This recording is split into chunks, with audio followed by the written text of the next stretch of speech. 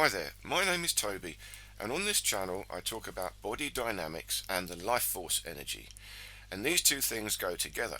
Now, the thing is, life energy, there's no real science that talks about life.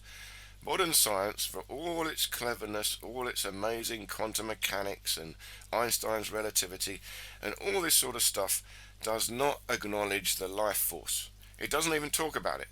And I believe it wasn't that long ago before when science and this living energy were combined. We had a more holistic science. See, what we've got now, the only science, or so-called science, that talks about life are these esoteric sciences, these mystery schools. Things like the Qigong, the Taoist, or yoga, or shamanism. Any of these new agey, mysterious, or ancient schools, they talk about life. But you can't class them as science, and they're all slightly different.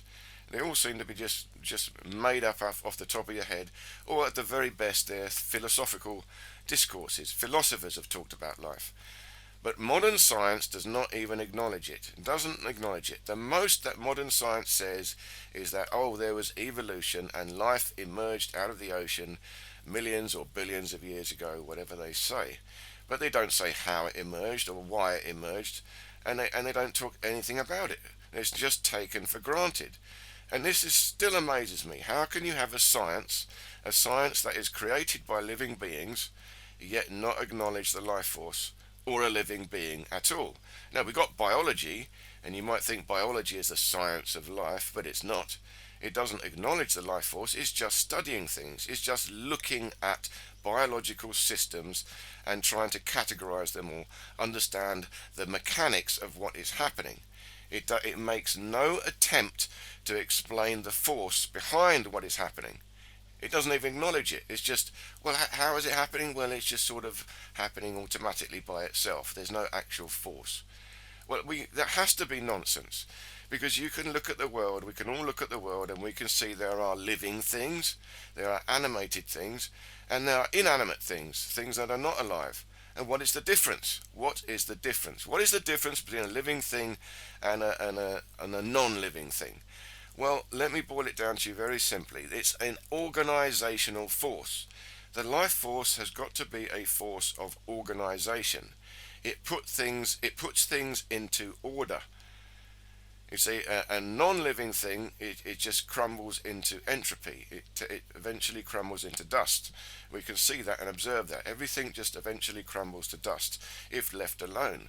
But a living thing will not. A living thing keeps reorganizing itself. It continually orders itself until the moment, of course, that it passes away, and then it crumbles into entropy. So what is this force that organizes matter into a living object, a living thing? Well, this force we've got to classify as the life force, a mysterious force. And we can call it chi, we can call it ether, we can call it prana, and we can call it, there's many different names for all these esoteric and ancient mystery schools. But whatever it is, it's clearly a mysterious force. It's something that comes from outside the material world and organizes or orders the things in the material world. And we also know that there are two things required for life. We need water and we need radiant energy. And that's why I'm using these images here of the sea and the sun that I took in Tenerife last year. So we know that these are the things we need. Without water, there's no life. And also without some radiant energy, there's no life. Well, we know there are living things that live in the dark, so it doesn't have to be sunlight, but there's radiant energy that gets through all the way to the dark. Anywhere throughout the earth, we know there are higher frequency radiant energies that still reach there. So we know we need these two things, radiant energy and water. And water is fascinating. There's a lot of mysteries to water. We now know water holds information, a lot of research done on that. And I can't remember the name of the Japanese scientist, but books have been written, and he discovered if you say words to water or put intentions into water, give messages to water, and then when you freeze it, you can see in the little water crystals different patterns emerging. And if you give a chaotic information to water, you get very chaotic patterns forming. And if you give beautiful or harmonious messages to water, you get harmonious patterns emerging in the crystals, on the ice crystals. And there's further developments on that. They've also shown that you can put a picture of something on a glass of water for a while and then freeze that water and look at the crystals, and you find images in those crystals very similar to the picture that was put on the water. And this goes to many, many levels. It's very interesting. It means that water is picking up not only radiant energy, it's picking up information. It's picking up signals that we give it. It's picking up emotional signals. And these things are not physical. Information itself is not physical. If you think about it, a computer is a physical thing. It holds information, but we have to type the information into the computer. The computer cannot create this information. We have to put it in there.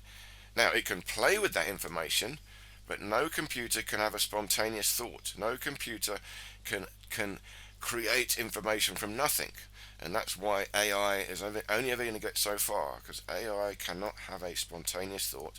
It can only crunch very big data, and it's only going to do what its creators tell it to do, no matter how big it gets. So that's an aside. But life force is clearly something that comes from elsewhere. It's a non-physical force. You see, if it's a force of organization, a life form is something that is organized. A life form has taken the external materials around it. It's taken from the ocean, all the minerals in the ocean, the water in the ocean. From that, it has taken those things and organized them into a living thing. And as long as that living thing is alive, it continues to do that. The moment the living thing disappears or passes away, then that object again disperses back into the ocean. The particles all break up. They are now affected by entropy. So we can think of life force as a negative entropy, a negentropic force. But where does it come from? Well, as a non-physical force, we can also call it spirit. And the ether, the chi, the prana, these represent a non-physical and unmanifest force. Something that comes from the unmanifest and mysterious place and causes manifestation to happen. Very, very interesting.